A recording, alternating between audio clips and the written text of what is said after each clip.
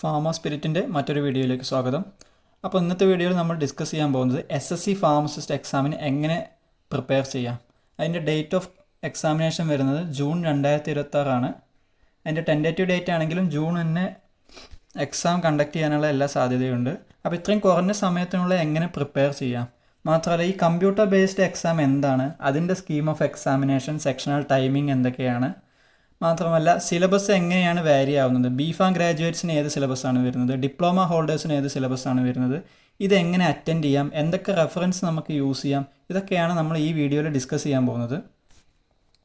Computer based എക്സാമിനെ പറ്റി പറയുകയാണെങ്കിൽ നിങ്ങൾക്ക് 60 മിനിറ്റ്, 1 മണിക്കൂറാണ് നിങ്ങൾക്ക് എക്സാം അറ്റൻഡ് ചെയ്യാനുള്ള സമയം.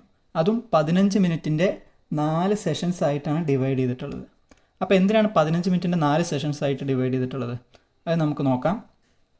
ആദ്യത്തെ സെഷൻ എന്ന് പറയുമ്പോൾ ജനറൽ ഇൻ്റലിജൻസ് ആണ്. ജനറൽ ഇൻ്റലിജൻസ് എന്ന് പറയുമ്പോൾ നിങ്ങളുടെ മെൻ്റൽ എബിലിറ്റി അളക്കുന്ന ഒരു പാർട്ടാണ് ഇത്. ഇപ്പോൾ PSC എക്സാംസ് അറ്റൻഡ് ചെയ്തവർക്ക് അറിയാം, റിലേഷൻസ്, അച്ഛൻ്റെ അമ്മയുടെ ബന്ധത്തിൽ വരുന്ന, അപ്പോൾ A to B എന്താണ് റിലേഷൻ വരുന്നത്, അങ്ങനത്തെ തരം ക്വസ്റ്റ്യൻസാണ് നമുക്ക് ജനറൽ ഇൻ്റലിജൻസിൽ പ്രതീക്ഷിക്കാവുന്നത്. ദെൻ ജനറൽ അവയർനെസ് എന്ന് പറയുമ്പോൾ general knowledge, current affairs, political and historical data, ഇതൊക്കെയാണ് ജനറൽ അവയർനെസ്സിൽ ചോദിക്കുക. നെക്സ്റ്റ് അരിതമെറ്റിക് സ്കിൽസ് ആണ്. അത് കഴിഞ്ഞിട്ട് ഇംഗ്ലീഷ് ലാംഗ്വേജ്, ബേസിക് നോളേജ് ആണ് ചോദിക്കുന്നത്. അപ്പോൾ മൊത്തം 4 സെക്ഷൻസ് ആണ് അല്ലേ. ഈ 4 സെക്ഷൻസിൽ 25 ക്വസ്റ്റ്യൻസ് വെച്ചിട്ടാണുള്ളത്. മൊത്തം 100 ക്വസ്റ്റ്യൻ. 100 ക്വസ്റ്റ്യൻ അറ്റൻഡ് ചെയ്യാൻ നിങ്ങൾക്ക് 60 മിനിറ്റ്. പക്ഷേ ട്വിസ്റ്റ് എന്താണെന്ന് വെച്ചാൽ നിങ്ങൾക്ക് ഈ ഒരു സെക്ഷന് 25 ക്വസ്റ്റ്യൻ അറ്റൻഡ് ചെയ്യാൻ 15 മിനിറ്റേ ഉള്ളൂ. അതായത് 15 മിനിറ്റിൽ നിങ്ങൾ ഒരു സെക്ഷൻ്റെ 25 ക്വസ്റ്റ്യൻ അറ്റൻഡ് ചെയ്യണം. അത് 15 മിനിറ്റ് കഴിഞ്ഞാൽ ഓട്ടോമാറ്റിക്കലി സിസ്റ്റം നിങ്ങളെ അടുത്ത സെക്ഷനിലേക്ക് കൊണ്ടുപോകും. അതായത് നിങ്ങൾ ക്വസ്റ്റ്യൻസ് മൊത്തം ആൻസർ ചെയ്ത് കഴിഞ്ഞില്ലെങ്കിലും ഓട്ടോമാറ്റിക്കായിട്ട് നിങ്ങൾ അടുത്ത സെക്ഷനിലേക്ക് മൂവ് ആവും.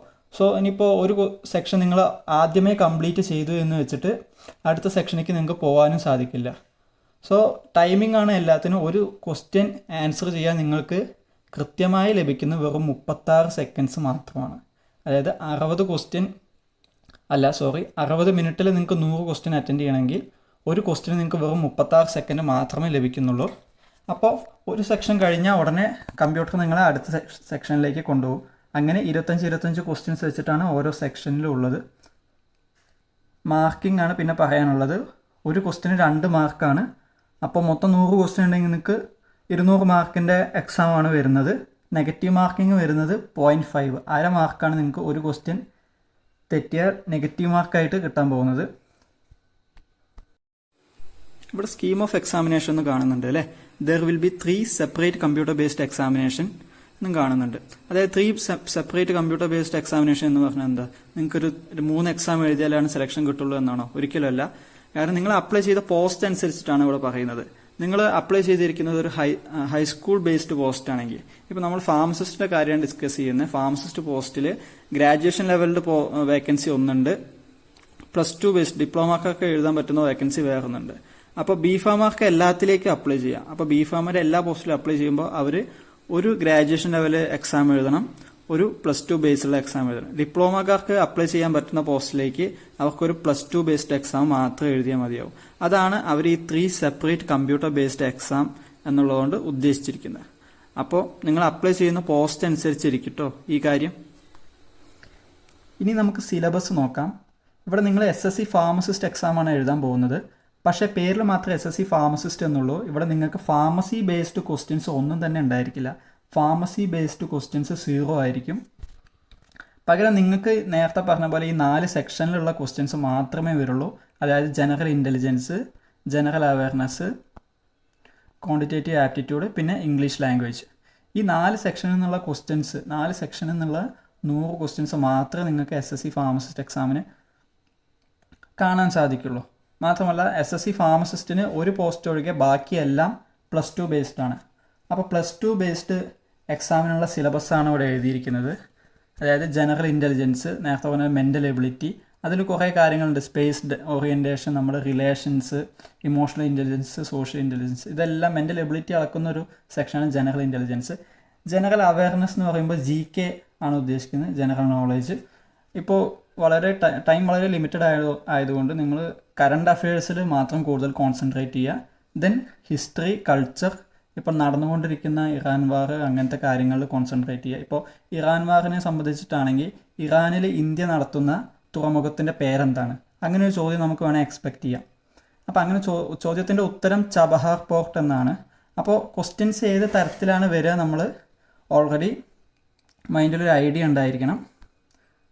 ദെൻ നെക്സ്റ്റ് ക്വാണ്ടിറ്റേറ്റീവ് ആപ്റ്റിറ്റ്യൂഡ്, അതായത് അരിത്തമെറ്റിക് സ്കിൽസ് ആണ്. അതായത് PSC എക്സാം എഴുതിയവർക്ക് അറിയാം. Ratio, proportions, simple interest, compound interest, fractions, distance, time, work, പിന്നെ ക്ലോക്ക് ഡയഗ്രാം, കലണ്ടർ ക്വസ്റ്റ്യൻസ്, ഇതൊക്കെയാണ് നമുക്ക് ഈ അരിത്തമെറ്റിക് സ്കിൽസിൽ ഉൾപ്പെടുത്തി നമുക്ക് പഠിക്കാനുള്ളത്.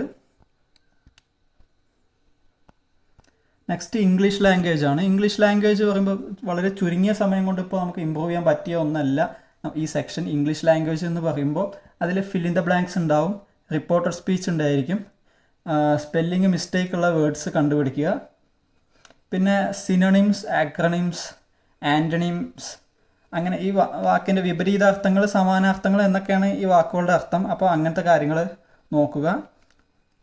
ഇതൊക്കെയാണ് ഇംഗ്ലീഷ് ലാംഗ്വേജിൽ പറയാനുള്ളത്. ഗ്രാജുവേഷൻ ലെവലിലുള്ള സിലബസും ഏറെക്കുറെ സെയിം തന്നെയാണ്. കുറച്ചും കൂടി ഡീപ്പായിട്ടുള്ള ക്വസ്റ്റ്യൻസ് പ്രതീക്ഷിക്കാം എന്ന് മാത്രമേ ഉള്ളൂ. പക്ഷേ ഇംഗ്ലീഷ് ലാംഗ്വേജിൽ അത് സെയിം ആസ് 10th സ്റ്റാൻഡേർഡുള്ള ക്വസ്റ്റ്യൻസ് തന്നെയാണ് ചോദിക്കുക ഇംഗ്ലീഷ് ലാംഗ്വേജ് എന്ന് പറയുമ്പോൾ. അങ്ങനെ ഈ സെക്ഷൻ, സിലബസിൻ്റെ സെക്ഷൻ ഇത്രയാണ് വരുന്നത്. ഒന്ന് ഓർക്കുക, നിങ്ങൾ ഫാർമസി റിലേറ്റഡ് ജോബ് ആണെങ്കിലും ഫാർമസി ക്വസ്റ്റ്യൻസ് ഒന്നും തന്നെ ഉണ്ടായിരിക്കില്ല. മെയിൻലി ഈ 4 സെക്ഷൻസിനുള്ള ക്വസ്റ്റ്യൻസ് മാത്രമേ ഉണ്ടായിരിക്കുള്ളൂ.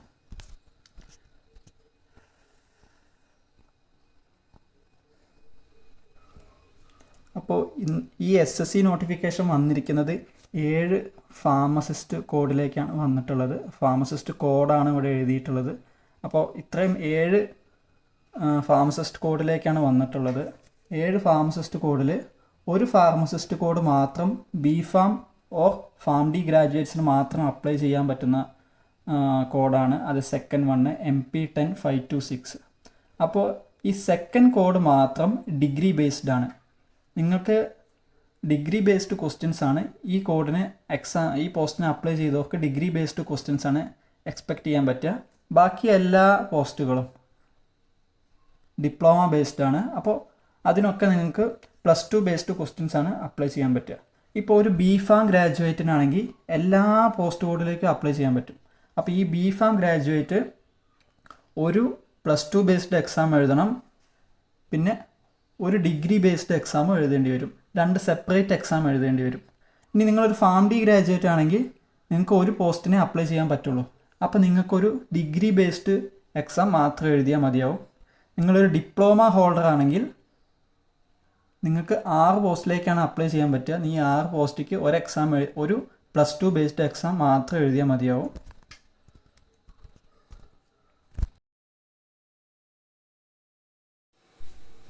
ഇത്രയും കുറഞ്ഞ സമയത്തിൽ നിങ്ങൾക്ക് എങ്ങനെ SSC ഫാർമസിസ്റ്റ് എക്സാമിന് പ്രിപ്പയർ ചെയ്യാമെന്നത് നോക്കാം. കാരണം ഇപ്പോൾ തന്നെ മെയ് പകുതിയായി, ഇനി ജൂണിലാണ് ടെൻറ്റേറ്റീവ് ഡേറ്റ് വന്നിരിക്കുന്നത്.